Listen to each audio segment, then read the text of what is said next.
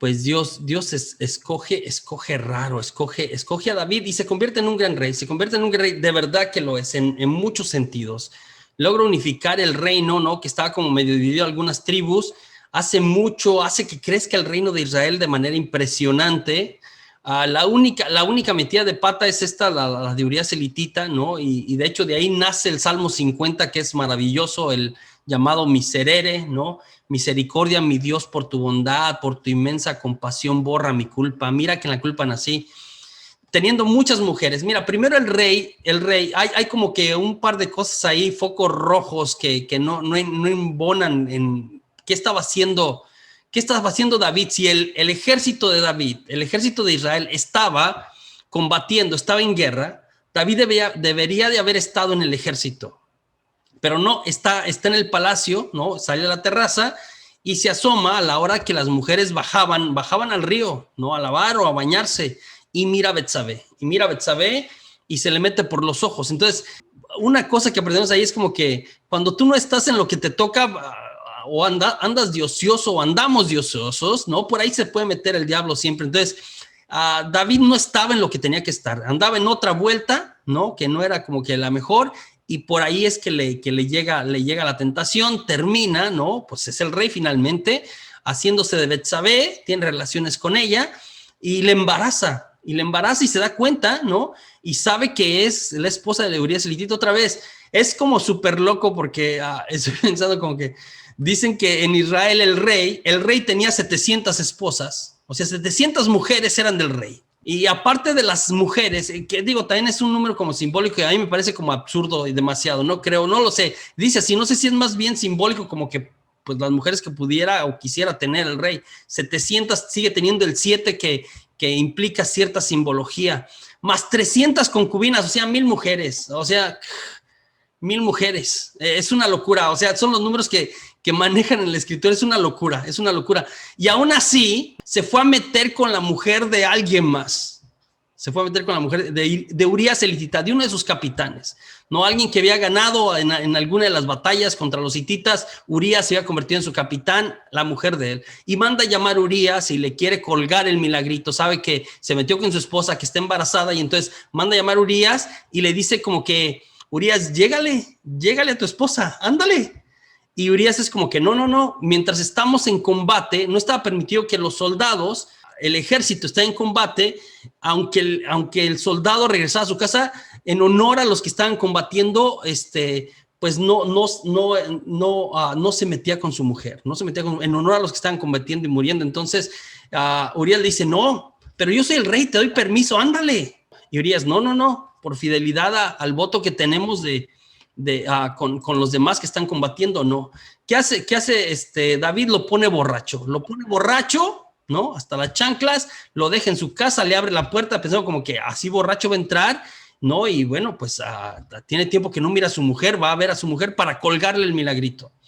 Y al día siguiente se da la vuelta y Urías amanece afuera, no entró. Entonces, ¿qué pide David? Que lo pongan enfrente, que en la batalla lo pongan enfrente. Los que salen enfrente en estas guerras épicas, que son los primeros que se mueren, que ellos sabían, era casi un sacrificio, así como que vamos a morir en pos de la victoria de todo el pueblo y de salvar a los demás, enfrente.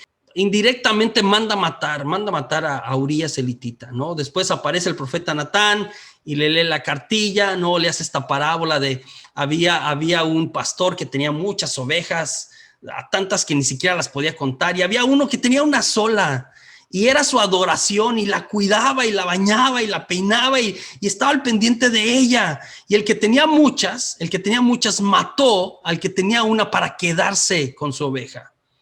No, le hace esta parábola, y entonces, así como pidiéndole consejo, y le dice Natán así como que, rey, no, tú que el Señor te da sabiduría, ¿qué se merece ese pastor? Y David dice, ese se merece la muerte, el canijo, se merece la muerte. Y entonces Natán le dice, ese pastor eres tú,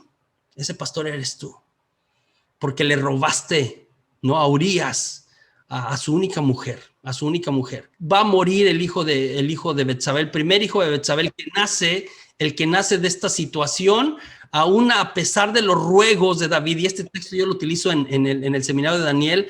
A pesar de los ruegos de de David a Dios de que el niño no muera porque se pone enfermo, y entonces él asume como es consecuencia del pecado mío, del pecado de David que ha hecho, le pide perdón a Dios, Dios lo perdona, y esto también es muy interesante, Dios lo perdona a David, pero la consecuencia del pecado de David es que el niño muera. Es muy triste, es injusto, cualquiera puede pensar eso, pero es consecuencia del pecado. Yo hablo que los pecados tienen consecuencias y las consecuencias caen sobre la persona o sobre aquellos a su alrededor. Ruega, hace penitencia, todo, el niño termina muriendo.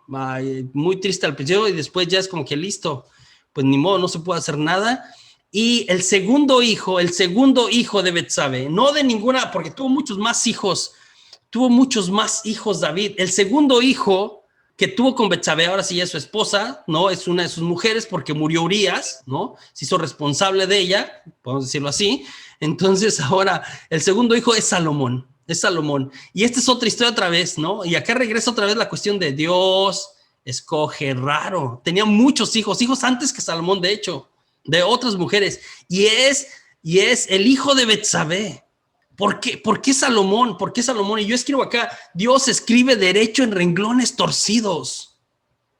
Dios escribe derecho en renglones torcidos. Es muy famoso Salomón porque cuando sube al reino a la muerte de su padre, ¿no? Cuando sube al reino, Dios le pregunta, Yahvé le pregunta, ¿qué quieres que te dé? Ahora que vas a ser rey, ¿qué quieres que te dé? Y Salomón le dice, sabiduría. Dame sabiduría. No quiero nada más. Dame sabiduría para guiar al pueblo. Y Dios, viendo su corazón, le da sabiduría. Es un rey sabio, es muy sabio, es conocido por esto. Salomón es muy sabio y aparte de sabiduría le da éxito militar, dinero, mucho poder político, económico, etcétera. El reino de Salomón se va, o sea, llega a su máximo esplendor. Es impresionante, se construye un castillo impresionante Salomón, ¿no? Y él construye el templo. No había templo otra vez. David quiere construir el templo. De hecho, le ofrece a Yahvé como, no es posible que yo ya estoy en un palacio y que Dios, el arca de David, el arca de la alianza que representaba la presencia de Dios, seguía en la tienda que habían traído por el desierto. Entonces David se ofrece y le dice, yo te voy a construir un templo grande, Señor, porque te lo mereces, donde seas alabado. Y Dios le dice, no, David, tú piensas que me vas a construir a mí una casa, yo te voy a construir a ti una casa que se levanta hasta el cielo. Y no se refería a una casa material, se refería a la casa espiritual, porque de la tribu de Jesé, ¿sí? De Judá, de la familia de David, ¿no? Esta línea, por la parte paternal, vendrá el Salvador, vendrá Jesús, que será el padre putativo, José, ¿no? El padre putativo de Jesús. Entonces, Salomón termina construyendo un templo impresionante. Todo lo que construye Salomón es impresionante porque de verdad el reino crece un montón, es muy bueno en relaciones públicas, se relaciona con los reyes y reinas vecinos, atienden a él porque de verdad es brillante, es impresionante. Tiene un problema, la misma venita de su papá, las mujeres, ¿no? Y entonces pues se enrola con las reinas de alrededor, la reina de Sabá, la reina no sé qué. Después las trae a Jerusalén y pues para tenerlas contentas les construye sus templos a los dioses de ellas, pero el acabose es cuando él termina adorando a los dioses de las mujeres, de las reinas que trae de otros lados. Ahí se empeora la situación con Salomón, con división, cierto adulterio, cierta división, y al final de su vida pues le va a suceder su hijo Roboán, muere, ¿no? Y sí lleva el reino a un esplendor económico, político, militar impresionante, pero al final es mucha declive, el pueblo no está contento, lo que les había dicho de alguna manera Samuel, quien lo cumple más es Salomón, es decir, los pone a construir todo esto, les cobra un montón de impuestos, los pone a trabajar, etcétera, los exprime impresionantemente.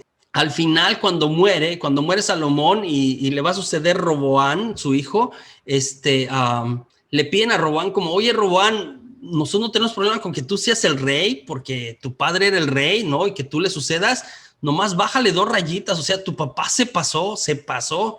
Y de hecho es la historia de Roboán. Roboán termina consultando, es la historia de Roboán, termina consultando 2 grupos. Cuando le dice que bájele 2 rayitas, Roboán consulta a 2 grupos, sus amigos, O sea, muchachitos, era joven relativamente hablando, muchachitos les comenta así como que, mira, la gente me está diciendo que le baje, que mi papá se pasó, que todo va a estar bien, ¿ustedes qué piensan? ¿Que le hago caso a la gente o que no? Y los amigos jóvenes le dicen, no, si les concedes estas se te van a montar, que sepan quién, que de hecho tú eres más fuerte que tu papá.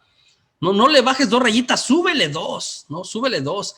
Y los ancianos, el otro grupo al que consulta, le dicen, sí, a Robán, sé sensato, de verdad tu papá al final se cargó la mano al pueblo demasiado, sí, tranquilo, y el pueblo te quiere, el pueblo va a seguir fiel, pero sí, bájale un poquito.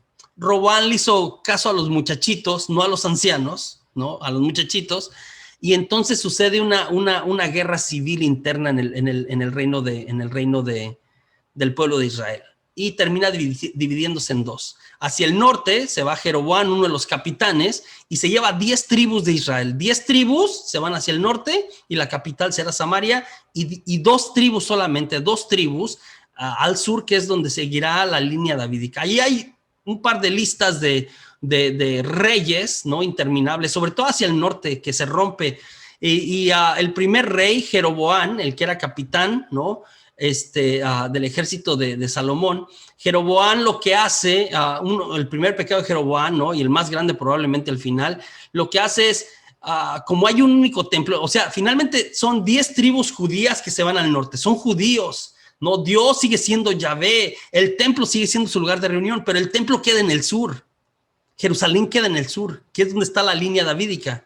Entonces, Jeroboam inteligentemente, para que la gente no añore el templo y las festividades, construye un templo en la parte norte del reino y uno en Betel, justo unos kilómetros al norte de Jerusalén, para que la gente que quiera ir en el sur vaya a Betel, y la gente que quiera atender a sus costumbres religiosas les construye 2 templos, y ahí va metiendo otros dioses y empieza a revolver todo.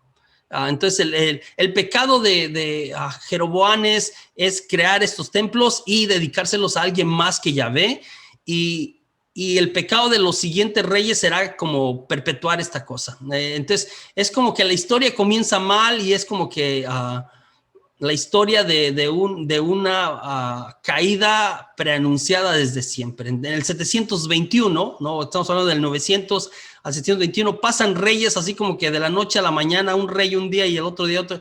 Hay una lista de reyes impresionantes, no se habla mucho de ellos, hay muchos reyes en el norte, ¿no? Y en este tiempo es que van los profetas, y los profetas en el norte, porque los profetas sí no son como que adeptos, van y le jalan las orejas a los reyes, a Jeroboam y a los demás reyes, y le dicen como que no está bien, y al pueblo, ¿no? Etcétera. Entonces, eso sucede, se divide el reino en 2. El templo, yo les mostré esta imagen, es muy interesante. Lo que yo les decía está la parte de aquí afuera, que era como el atrio, que aquí podía estar como toda la gente, ¿no? Aquí dice que más o menos esta es la medida de una cancha de fútbol, ¿no? Entonces era bastante grande el templo, el que construyó Salomón, y aparte era rico en todos los materiales, era impresionante. O sea, otros reinos venían a ver el palacio de Salomón, pero también el templo. Era un esplendor impresionante, fue de gloria, de mucho dinero, de mucho éxito.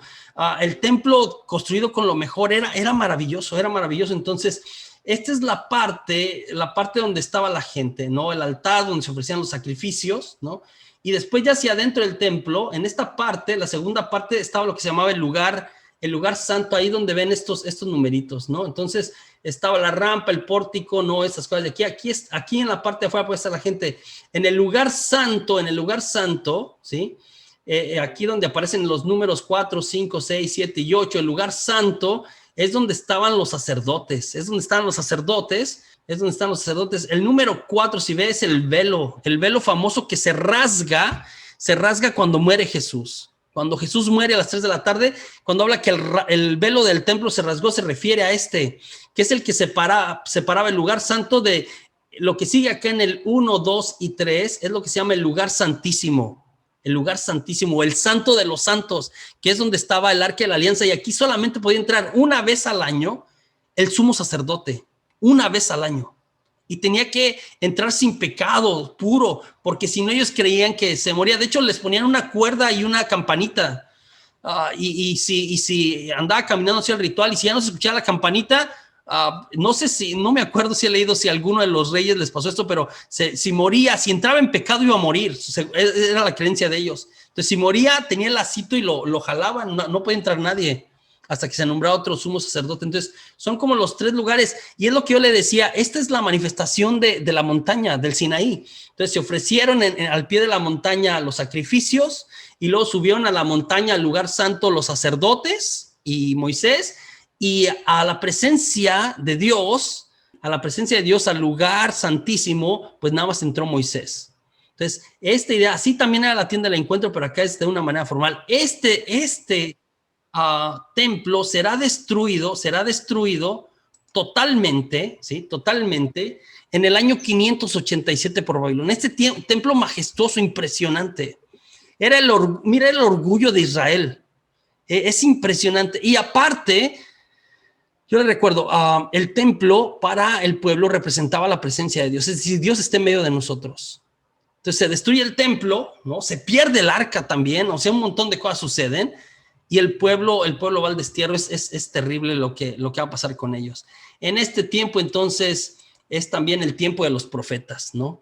Y profeta viene de, voy a hablar de los profetas. Yo quiero decir que en nuestro tiempo también Dios sigue suscitando profetas, ¿no?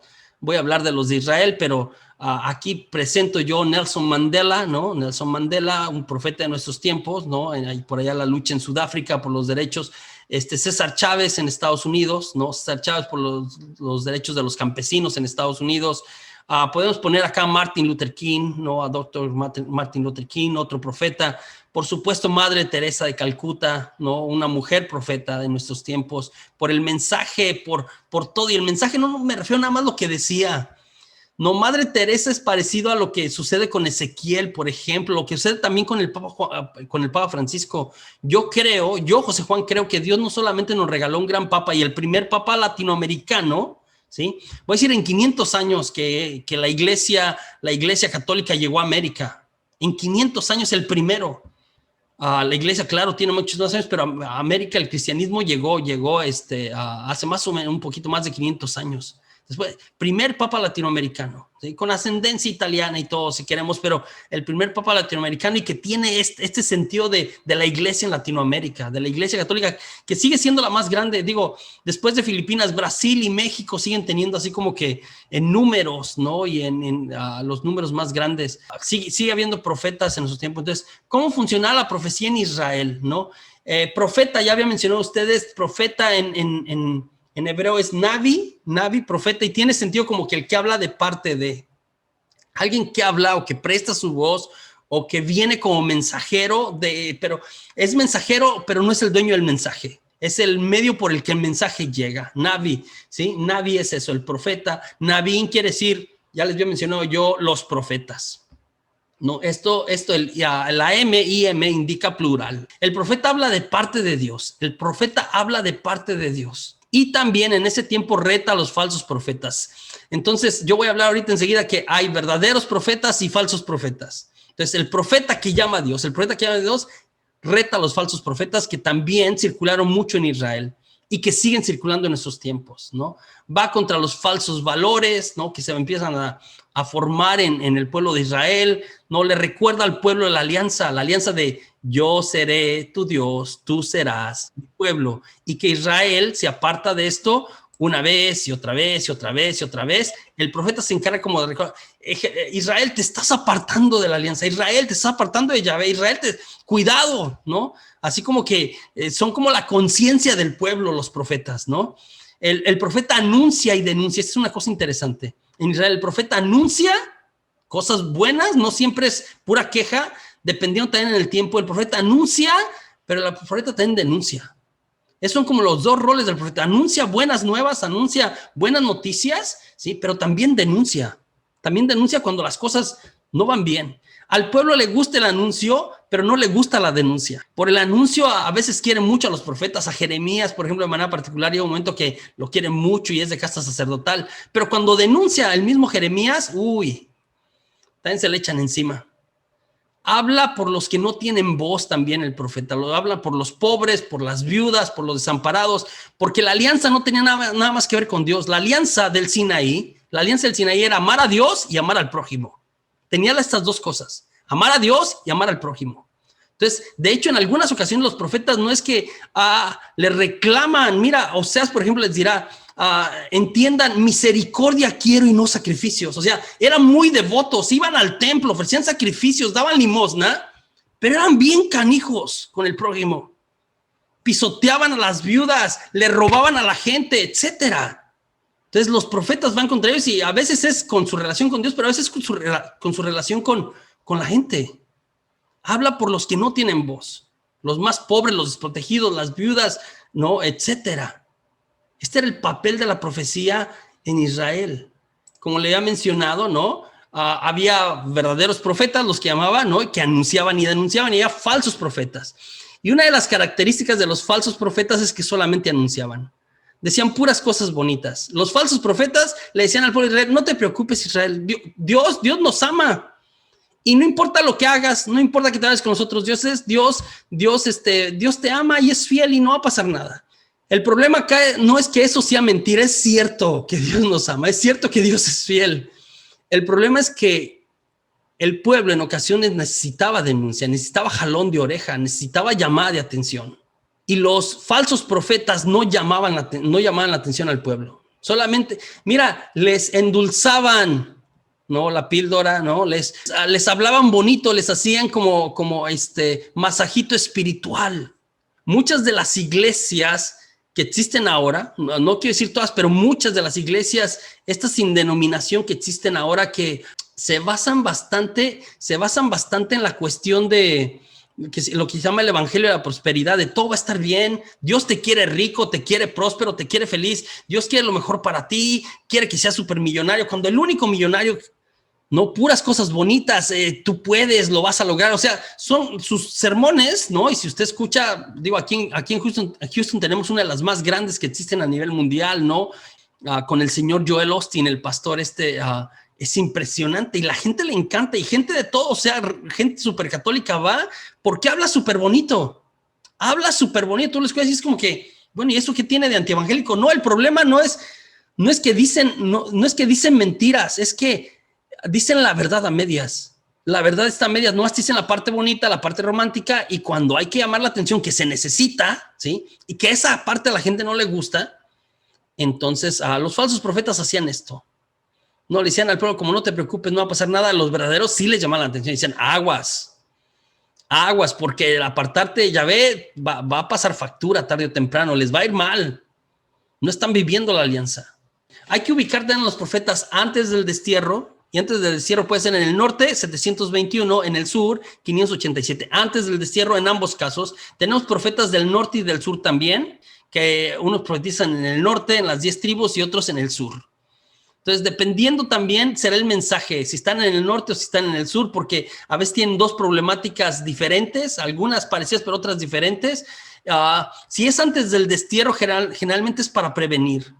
El profeta o los profetas que vivieron antes del destierro era como Israel, vuelve a Dios, Israel, no te alejes, Israel, vas de picada, Israel, para, ¿sí? Al pueblo como tal, o a los reyes, o a personajes concretos, como previniendo, un mensaje más de prevenir, de cuidado. El pueblo no hace caso y termina en destierro, termina mal.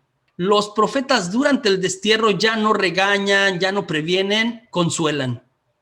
La mayoría de los mensajes de los profetas durante el destierro, y me refiero, por ejemplo, en el sur del 587 al 538, 37 más o menos, consuelan en mensajes de mucha consolación, ya no le reclaman al pueblo, es consuelo y esperanza, es lo que dan.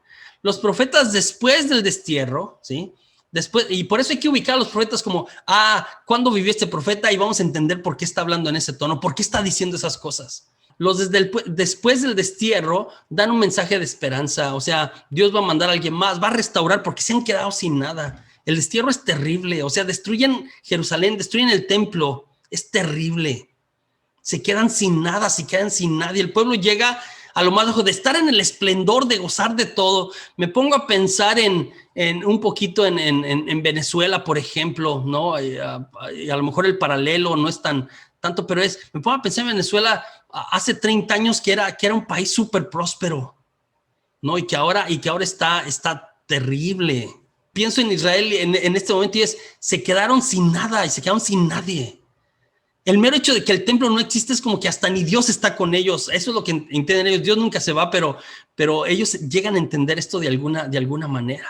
Tenemos los profetas escritores y los profetas no escritores, ¿no? Por ejemplo, tenemos Elías y Eliseo, que son uno de los profetas más importantes en el Antiguo Testamento, pero ellos no escribieron. Nos relatan sus hechos, sus vidas, sus historias, unas cosas fascinantes del profeta Elías y el profeta Eliseo, pero ellos no escribieron. ¿No? Los que tenemos, Isaías, Jeremías, Ezequiel, Daniel, todos estos, ¿sí? Miqueas, Zacarías, Malaquías, Amós, Oseas, son profetas escritores, escribieron algo. De los profetas no escritores, entonces súper famoso Elías, ¿no? Elías. No, de hecho es como que la figura del profeta en el Antiguo Testamento, pues la tenemos en Elías. La tenemos en Elías. Varias cosas interesantes ahí. Voy a brincar Elías. Es muy interesante. Está en el libro de los Reyes. Nos narra la vida de Elías. No es fácil como profeta, pero el Señor está con él. Hace milagros, hace señales impresionantes. Hace que caiga fuego sobre la ofrenda.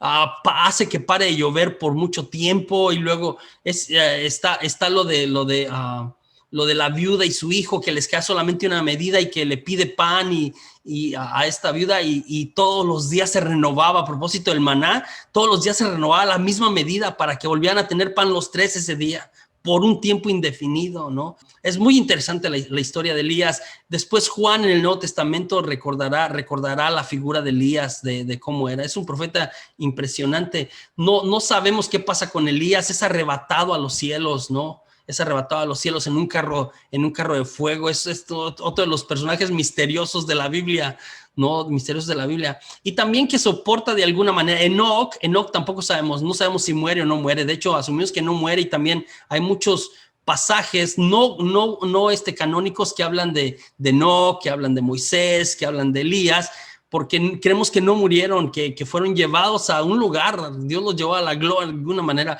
De hecho, esta parte de que María fue asunta al cielo, llevada, ¿no? En cuerpo y alma, que a veces los hermanos separados dicen como que eso no es bíblico. Bueno, Elías fue arrancado en un carro de fuego, Enoc también fue llevado a la presencia de Dios, y estos vivos, ¿no?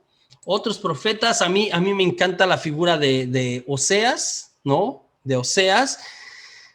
Es un profeta de acción simbólica, es decir, los profetas de acción simbólica son aquellos que no solamente predican con la palabra, predican con la voz, sino que predican con su vida. Su vida se convierte en profecía. Lo que hacen se hace profecía, ¿sí? Oseas es el profeta famoso y predica en el reino del norte antes de la caída del 721. En el reino del norte, este es uno de los profetas que quiere parar la caída y que le dice al pueblo como que entiendan, que es donde encontramos la parte de misericordia quiero y no sacrificios, que amen al pobre, al desvalido, a la viuda, que los cuiden, y no aleluya, gloria a Dios nada más. Cuidado con eso. Y no quiere decir que eso estaba mal, es si no hacemos la otra parte. La alianza del Sinaí tiene estos dos elementos que son importantes y que yo los he mencionado en otros momentos que he compartido con ustedes, de un balance entre ora y labora, entre mi relación con Dios y mi relación con los demás, que van de la mano. Que si realmente amo a Dios, amo a mi hermano. Que si amo a mi hermano, amo a Dios. ¿Sí? Esto que se extiende de alguna manera. Oseas es un profeta de acción simbólica. Su vida se convierte en profecía. Dios le pide que se case con una prostituta que se llama Gomer. Hasta se llama feo. Es prostituta y se llama Gomer. Bueno, en fin, se casa con Gomer a petición de Dios, ¿no? Y otra vez era para echarle en cara al pueblo, porque al final termina, una de las cosas que más interpretamos de Oseas es que le sirva de espejo al pueblo. Entonces, otra vez, Oseas representando a Yahvé y Gomer representando a Israel. Entonces, ¿qué pasa con Gomer? Se casa, se la trae, ¿no? Están casados, están bien, la saca de la prostitución el profeta, y luego Gomer lo deja, se regresa a talonearle, se regresa a la chamba, ¿no? Regresa a las andadas. Y en esa regresada, pues queda embarazada. Y el hijo no es de Oseas. No es de Oseas. Y entonces Dios, Yahvé, le habla a Oseas y le dice, ve por Gomer y va a tener un hijo. Y al hijo, aunque no es tuyo, recíbelo como tu hijo. Y va por Gomer y la trae, la rescata otra vez y recibe al hijo, ¿no? Y cada uno de los nombres de los hijos va teniendo un simbolismo. Cada nombre de los hijos de Oseas simbolizan algo. Es una profecía en sí mismo el nombre de los hijos. Y están bien, nace el hijo, ¿no? Nace el hijo, un muchacho, y luego va creciendo y Gomer se le vuelve a ir. Se regresa otra vez a talonearle, se regresa a la chamba, se regresa a darle vuelo a la hilacha y sale con panza otra vez. Sale con panza otra vez y otra vez Yahvé le habla a Oseas y le dice, ve por Gomer y ve por el hijo y recibe al hijo como tu hijo. Y ahí va el profeta. Otra vez esta dinámica medio loca y medio absurda es como que esto es lo que hacía Israel cuando se iba con los otros dioses. ¿Sí? Esta infidelidad, esta cuestión de la prostitución más que la parte sexual tenía que ver con que Israel se fuera con otros dioses, que traicionara a Yahvé. Va por ella, tiene una niña, le llama ahora Lo Ruhamah a la niña, ¿no? También es simbólico y la recibe y una tercera vez se le va. Oseas es agricultor, vive de sembrar, ¿no? Entonces una tercera vez se le va. Esta tercera vez Gomer se vende, no nada más por una noche, se vende a alguien, o sea, deja de pertenecerse a sí misma. Las otras veces se prostituía a ella misma, esta vez se vende a alguien y esa persona ya es su dueño y esa persona le prostituye, como lo que ahora llamamos como un padrote, como ese es el dueño, ¿no? Entonces a Gomer ahora se vende, ya no es nada más de que Oseas vaya, entonces se vende, la prostituyen ahora y otra vez se embaraza de un tercer hijo y Dios le vuelve a decir a Oseas, ve por Gomer y recíbela. Y al niño que viene también, recíbelo como tuyo. Entonces ahora va Oseas y la cosa es que ya no puede ir y traérsela, ahora tiene que comprarla, tiene que pagar un rescate, tiene que pagarle al que es dueño de Gomer. ¿Cuánto? 30 monedas de plata. ¿Recuerda en cuánto venden a Jesús? 30 monedas de plata. Es lo que costaba un esclavo. No es la tasa de un esclavo. Es por lo que venden a Jesús. 30 monedas de plata. ¿Cuál es el problema acá? Que Oseas no tiene 30 monedas de plata. Oseas tiene 15 monedas de plata nada más, la mitad. Tiene en efectivo, en cash o en el banco, lo que sea, como quiera ponerlo o traducirlo ahora, ¿no? En efectivo de las monedas, tiene 15 monedas. Su arado, su herramienta para sembrar y su semilla, su modus vivendi, de donde vive, ¿sí? Su negocito vale 15 monedas. Entonces, 15 monedas en efectivo y 15 monedas en especie, en cosas que a él le va a servir para sembrar y seguir viviendo. Pues Oseas entrega las 15 monedas, que es todo lo que tiene, y entrega su herramienta y su semilla. Es decir, entrega todo para ir a rescatar aquella que se ha ido 3 veces, y 3 veces también ya es simbólico, es como que el colmo, ¿no? Como otra vez Pedro negará a Jesús 3 veces. 3 veces es como en negación, eso es como que el límite. Va por la esposa infiel y la vuelve a recibir. Híjola, la historia es fascinante, ¿no? Del libro de Oseas. Lo que escribe también es muy, muy interesante. Yo te lo cito en el retiro que hacemos de Daniel en el seminario, pero me impresiona bastante esto de va por la esposa infiel, no una vez, 3 veces. La infidelidad como fenómeno en la vida de cualquier matrimonio es terrible. Es terrible. Yo no sé si alguno de ustedes ha pasado por esto, que haya sido infiel o que le hayan sido infiel en su matrimonio. La experiencia me ha tocado ayudar a muchos matrimonios. Hubo un tiempo que me dedicaba mucho a ayudar cuando trabajaba en el centro carismático, hacía algo de intervención en crisis y vi este fenómeno, destruye a la persona que es traicionada, le destruye la autoestima, le destruye interiormente muy fuerte. Cuando la persona sabe que la otra persona está con alguien más, es terrible, es muy triste, hace mucho daño. Recuperar la confianza es súper complicado, perdonar es súper complicado, etcétera, ¿no? Es súper complicado. De verdad, y la fenomenología es parecida, se sufre bastante. Y aunque la persona se arrepiente otra vez, reconstruir no es sencillo, reconstruir no es sencillo.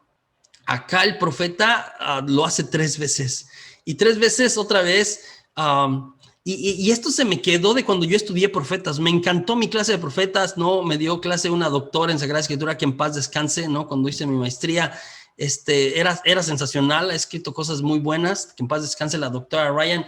Y me acuerdo que cuando estudiamos Oseas decía como que por mucho tiempo la interpretación es como que, claro, está sirviendo de espejo, que el pueblo se vea. Y me acuerdo que ella dijo, no, mira, ¿por qué Oseas hace todo esto? ¿Por qué Dios le pide esto a Oseas? ¿Por qué Dios le pide esto a Oseas? Y decía, y se me quedó aquí en la cabeza, me encanta eso de, Dios le pide esto a Oseas para que hubiera un ser humano, para que hubiera una persona, un ser humano, que sintiera en carne propia lo que sentía Yahvé con Israel cada vez que se iba. Él siendo fiel y Yahvé yéndose. Un ser humano que pudiera expresar el corazón de Dios. Impresionante.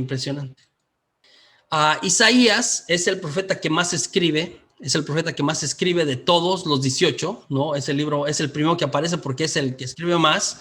Sí, tenemos lo que llamamos profetas mayores y profetas menores, y no tiene que ver con importancia, sino que quién escribe más, ¿no? 4 escriben bastante, son los profetas mayores, y los otros son profetas menores.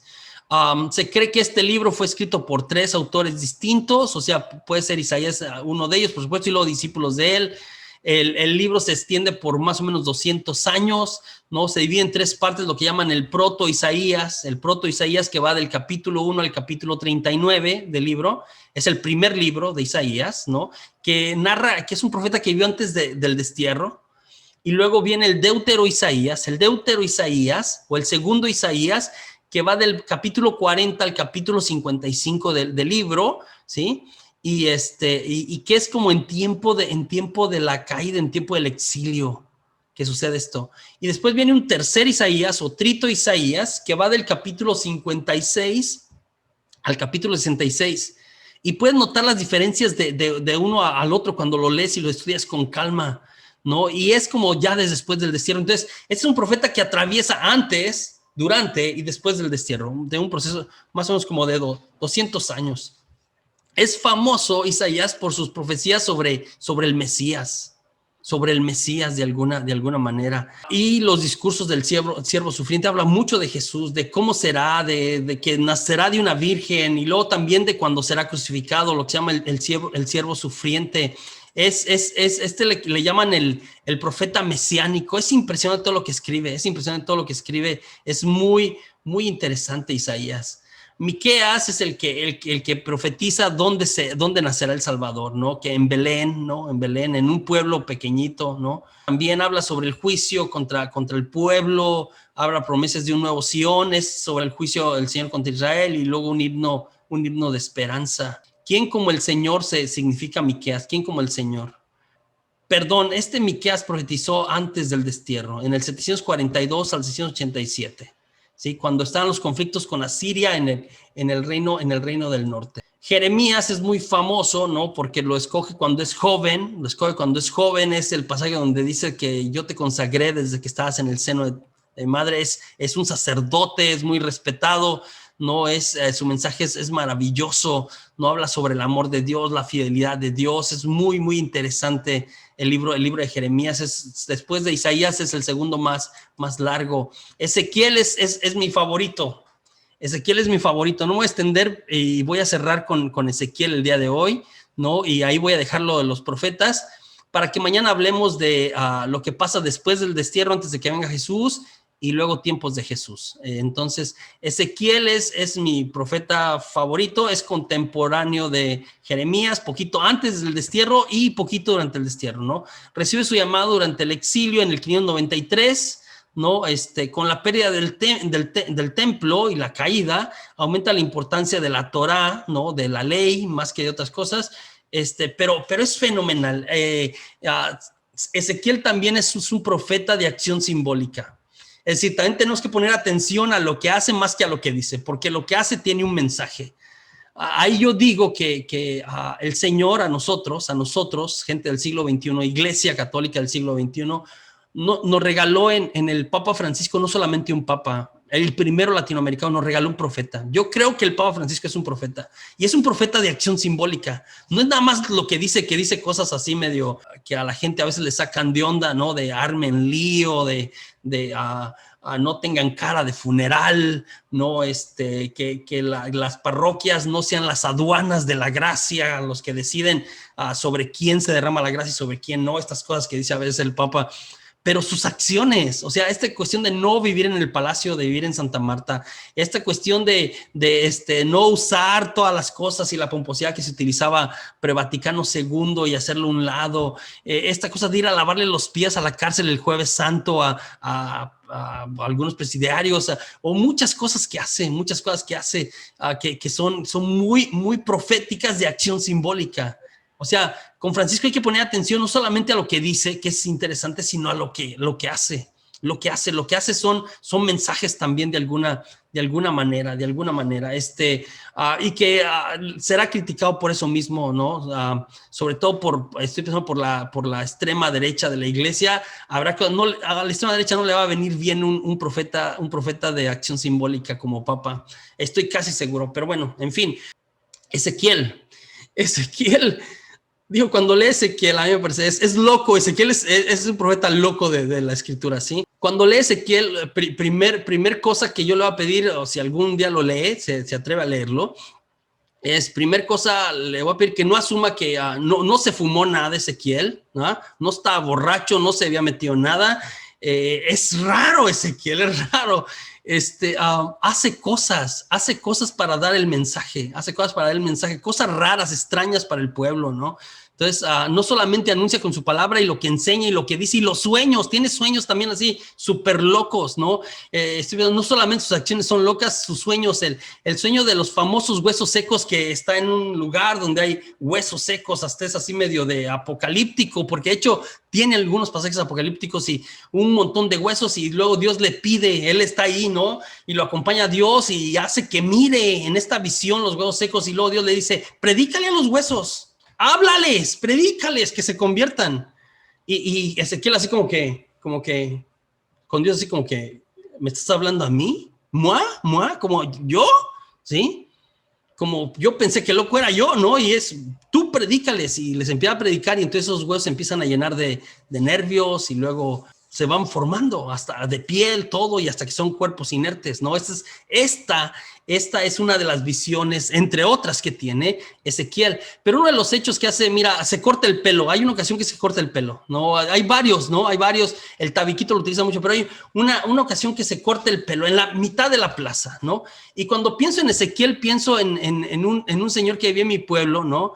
Que terminó siendo mi familiar, ¿no? Era como un tío segundo, una cosa de mí. Después me di cuenta, mi mamá me platicó, le decían en mi pueblo a Manuel el Loco, le decían así, literalmente, se llamaba Manuel y le decían el Loco porque hacía cosas extrañas.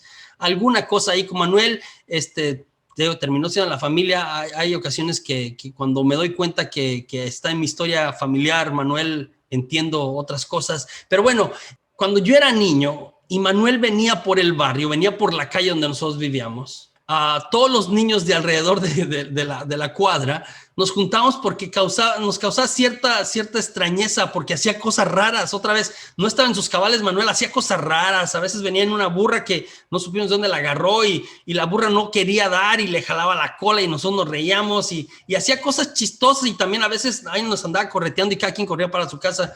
En fin, venía Manuel el Loco, y entonces era como, ahí viene Manuel el Loco, y entonces era como que a ver qué hace todos los muchachitos, ¿no?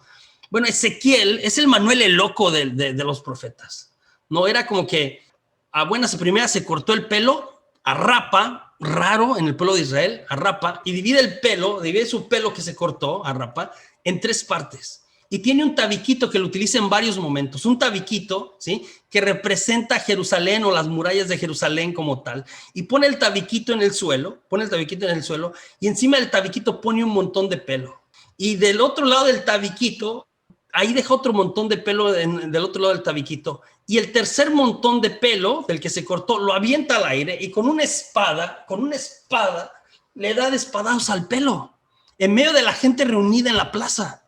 Después, al pelo que puso al lado del tabiquito le prende fuego y lo quema. Y la gente sigue viendo así como, ¿qué estás haciendo, Ezequiel? Y finalmente, el pelo que quedó en el tabiquito patea el tabiquito, cae el pelo y encima del pelo cae el tabique. Y ya que termina les dice, bueno, cuando venga Babilonia, a los que estén adentro de la ciudad morirán quemados. Los que estén adentro de la ciudad morirán quemados. Habrá algunos que tratarán de brincar las murallas y escapar. Derribarán las murallas y morirán aplastados. Una tercera parte saldrán huyendo y pensarán como ya lo hicimos, los van a perseguir y los van a matar a espada. Y cuando viene Nabucodonosor, todas estas cosas que dijo el profeta, de alguna manera suceden.